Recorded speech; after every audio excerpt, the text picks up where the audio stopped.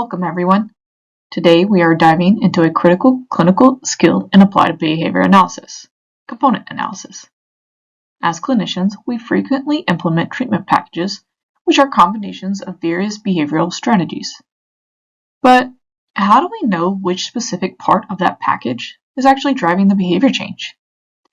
That is exactly what we will explore today. We'll walk through the process step by step, from defining your clinical goals to choosing experimental designs so you can confidently isolate active variables in your interventions. Phase 1 centers on establishing the ground rules.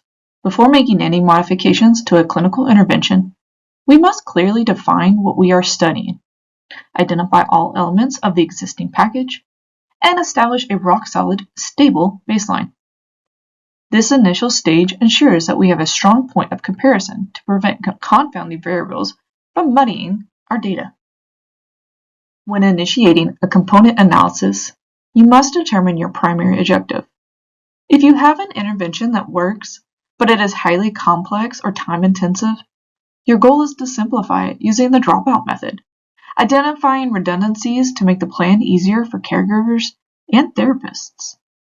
If the intervention is failing, your goal is to optimize it by adding components sequentially through the add-in method to locate the missing clinical element. To analyze a treatment package, we must first list and define every single component clearly. Avoid broad terms. Instead, write precise operational definitions. Think of it like a recipe where every ingredient is explicitly measured. Baseline tracking is the absolute foundation of behavior change measurement. You are measuring the target behavior in its natural state before any manipulation.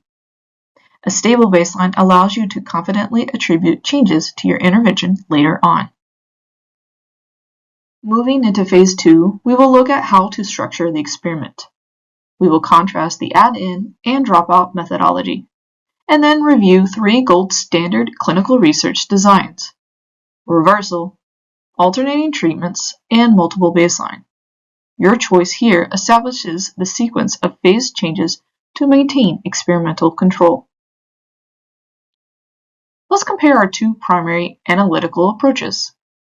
The add-in approach starts at baseline and introduces elements one by one, allowing us to see if individual variables are sufficient on their own. The dropout approach starts with the comprehensive package and pulls elements out, helping us determine which elements are necessary to prevent behavior regression.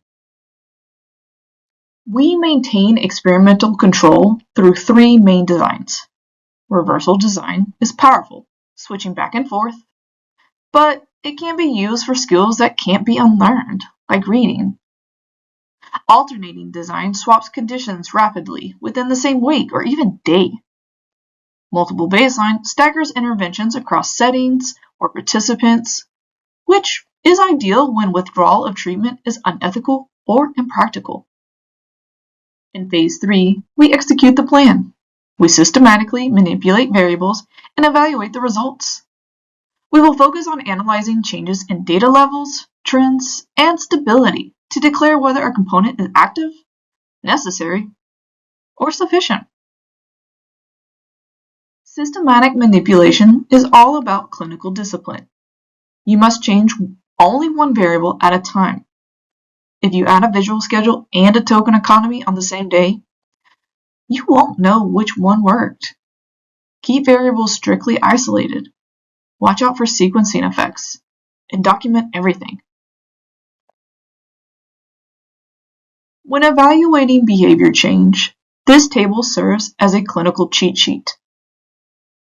An active component reliably alters the target behavior. A necessary component is one where its removal causes behavior to regress. A sufficient component is a single element that generates full clinical success all by itself. Use these definitions to decide which elements to keep in your permanent treatment package. Thank you for your time.